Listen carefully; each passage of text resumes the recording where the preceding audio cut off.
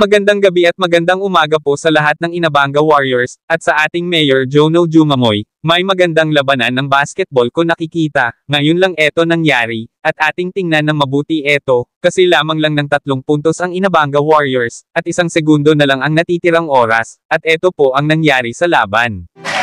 At hindi pa natin ito itutuloy mga idol, huwag sana makalimutan sa portahan at mag-subscribe sa ating munting YouTube channel, at pakidamay na lang sa pag-share. Maraming salamat po.